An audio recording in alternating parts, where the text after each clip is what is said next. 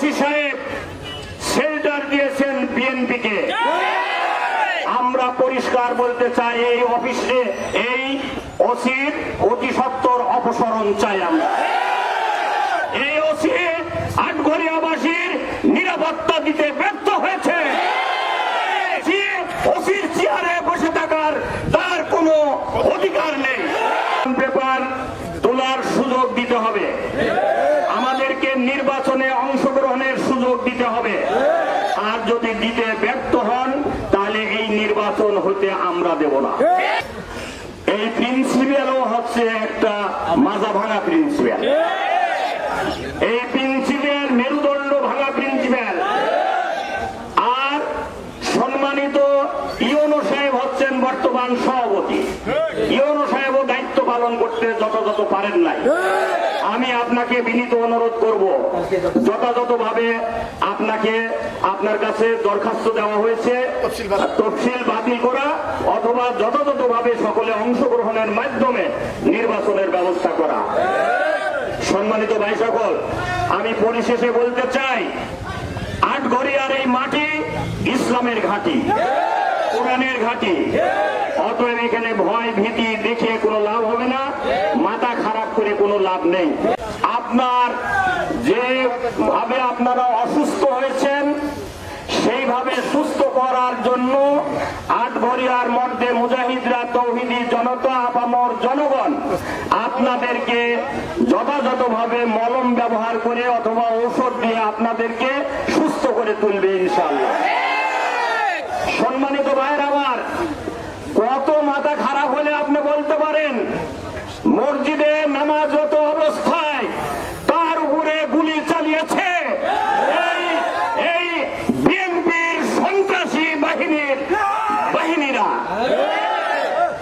সেখানে ককটেল নিক্ষেপ করা হয়েছে। প্রশাসনের ভাইদেরকে আমি ইতিপূর্বেই বলেছিলাম, আমাদের দায়িত্বশীল ভাইয়েরা বলেছেন, আপনারা জনগণের শান্তি এবং নিরাপত্তা দিতে ব্যর্থ হয়েছেন। তারপরে আমাদের ভাইরা তার প্রতিক্রিয়া ব্যক্ত করে সম্মানিত ওসি সাহেবকে বলেছেন যে আমরা চলে যাচ্ছি। কিন্তু এরপর দায়িত্ব প্রশাসনের, পুলিশ প্রশাসনের, উনি আবেদন করেছেন যে আপনারা চলে যান, শান্তি শৃঙ্খলা বজায় থাকুক। আমরা ওনার কথা পরামর্শ মেনে নিয়েছি।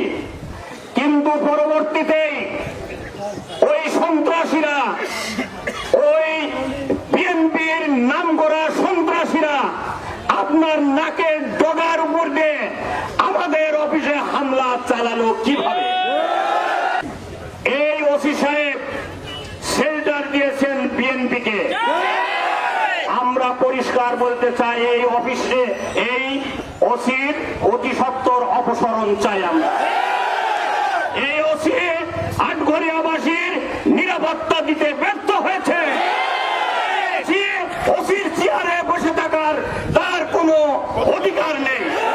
সম্মান নিয়ে এখান থেকে বিদায় হন, আপনি আপনার দায়িত্ব যথাযথ পালন করতে গতকালকে পারেন নাই।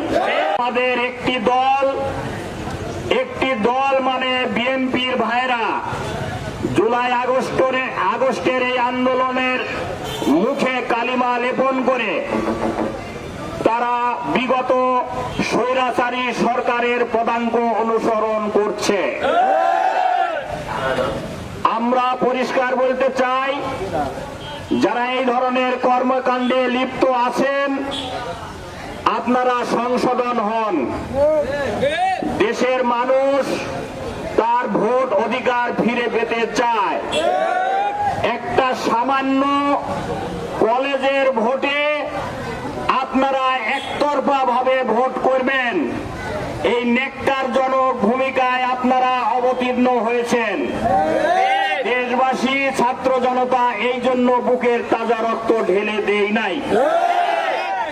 অতএব প্রয়োজন বোধে আবারও নতুন স্বৈরাচারের সৃষ্টি হলে দেশের ছাত্র জনতা, আপামর শ্রমিক সকলে ঐক্যবদ্ধভাবে নব্য ফ্যাসিস্টদের মোকাবেলা করবে ইনশাআল্লাহ।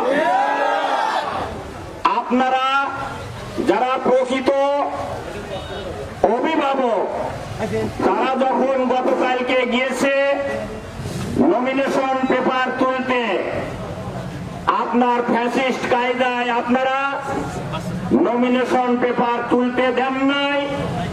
আমাদের অর্ধ ডজনের মতো ভাইদেরকে আপনারা আহত করেছেন। আমাদের আটঘরিয়া পৌরসভার আমির তাকে আহত করেছেন। আমাদের আটঘরিয়াতে যিনি চেয়ারম্যান পদপ্রার্থী হিসাবে আমরা ঘোষণা দিয়েছি, তাকে পৌর মেয়র হিসাবে ঘোষণা দিয়েছি সাইদুল ইসলাম, তাকে আপনারা আহত করেছেন। সে গত রাতে আইসিইউতে ছিল, সকালে অবশ্য বের হয়েছে আইসিইউ থেকে। আলামিনকে মাথায় আঘাত করা হয়েছে, নিবিড়কে আহত করা হয়েছে। এই ধরনের আমাদের অনেক ভাইদেরকে আপনারা আহত করেছেন। আপনারা আহত করেই মনে করছেন যে এই আটঘরিয়া আপনারা দখলে নিয়ে এনেছেন। আটঘরিয়ার জনগণ আপনাদের এই আক্রমণে ভীত এবং সন্ত্রস্ত নয়। আটঘরিয়ার জনগণ জামাত ইসলামীর পক্ষে।